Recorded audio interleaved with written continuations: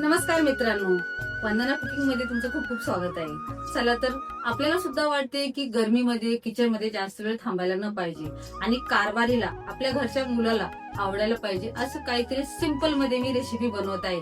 तर मी बनवत आहे इथे पकोडी कढी जिरा राईस. चला तर मग आता आपण पकोडी कढी आणि जिरा राईस ची सुरुवात करू. हा आहे घरचा आपला चण्याचा डाळ. त्याच्यासाठी आपण आता कढी बनवत आहोत ना, तर इथे मी बेसन पीठ घेत आहे. त्याच्यासाठी इथे मी एक वाटी नाही, याला आम्ही कडची म्हणतो, तर तुम्ही तुमच्या हिशोबाने पीठ घेऊ शकता. तर मी इथे एक कडची पीठ घेतलेलं आहे. एक कडची पीठ घेतलेलं आहे. आता एक वाटी इथे मी दही घेतलेली आहे. दही जर खूप जास्त आंबट असलं तर एक वाटीपेक्षा कमी घेतलं तरी चालते. याला आता आपल्याला मिक्सर मध्ये एकदम मिक्स करून घ्यायचं आहे. बेसन पीठ आहे आणि दही आहे. एकदम आपलं मिक्स झालेलं आहे.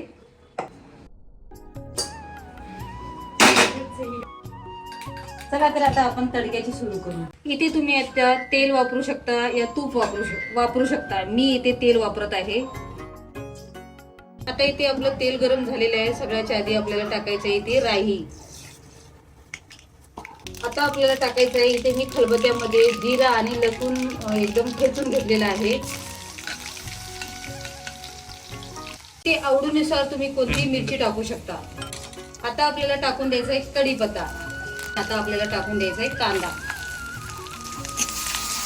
बघू शकता इथे आपलं कांदा एकदम सोनेरी कलर झालेला आहे. आता आपल्याला सुके मसाले टाकायचे. याच्यामध्ये मी अर्धा चम्मच जिरा पावडर, 1 चम्मच धनिया पावडर, 1 चम्मच तिखट पावडर, 1 चम्मच कलर यासाठी आणि अर्धा चम्मच हळदी पावडर. आता आपण दही आणि बेसन मिक्स केलेलं आहे ना, ते पण आपल्याला याच्यामध्ये आता तडका देऊन टाकायचं आहे. आपल्याला इथे एका हाताने म्हणजे असं फिरवत राहायचं, म्हणजे आपली दही अशी फाटायला न पाहिजे. आता याच्यामध्ये आपल्याला पाणी टाकून घ्यायचं आहे. कढी तुम्हाला जेवढी पातळ पाहिजे त्या हिशोबाने तुम्ही इथे पाणी टाकू शकता. इथे आपल्याला आता जिरा राईस करायचं, त्याच्यासाठी आपल्याला कढी थोडीशी गाढीच पाहिजे. आता आपल्याला इथे चवीनुसार मीठ टाकायचं आहे. 1 चमच इथे मीठ टाकत आहे आणि थोडीशी आपल्या कढीला चव यासाठी इथे मी अर्धा चमच पेक्षा कमी साखर टाकत आहे. जर तुम्हाला कढी गोड आवडत असेल तर तुम्ही 1 चमच साखर टाकली तरी चालते. आता आपल्याला पूर्ण साखर आणि मीठ पूर्ण मिक्स करून घ्यायचंय आणि एक छान उकळी घ्यायची. तोपर्यंत आपल्याला पकोडीची तयारी करायची आहे.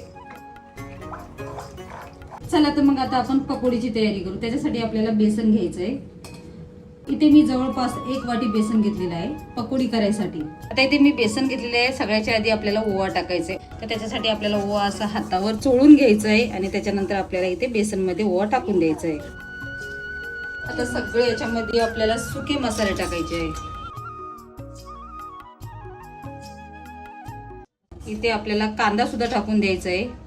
कांदा पकोडी. इथे मी 2 मिरची बारीक करून घेतलेली आहे.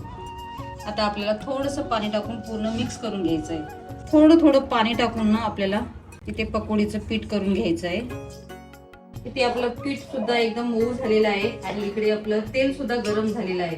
आता आपल्याला छोटे छोटे इथे पकोडी सुद्धा काढून घ्यायचं आहे.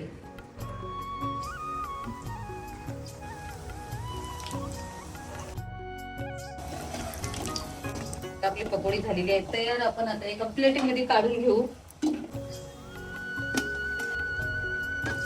जर तुम्हाला हाताने पकोडी नाही टाकता आलं तर तुम्ही चमच्याने सुद्धा टाकू शकता. बघू शकता इथे आपली घट्ट एकदम कढी झालेली आहे. इथे आपल्या कढीला छान उकळी आलेली आहे. आता आपल्याला वरून तडका द्यायचा आहे.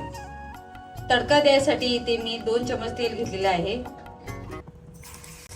इथे आपण लसूण टाकलेलं आहे. तडक्यासाठी आपल्याला कढीमध्ये जेवढे जास्त तुम्ही लसूण टाकसाल ना तेवढेच कढीला खायला खूप भारी लागते. कढीपत्ता ते आपल्याला टाकायचं आहे. कलरची मिरची पावडर 1 चमच.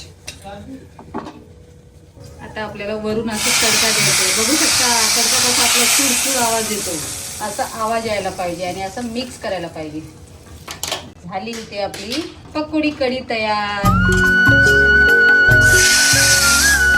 आता इथे आपल्या कढीला उकळी आलेली आहे. इथे आपल्याला पकोडी टाकून द्यायचं आहे.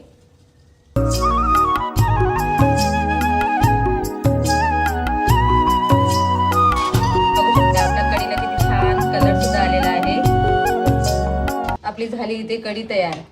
जर तुम्हाला आपल्या कढीचा व्हिडिओ आवडला असेल तर आपल्या कढी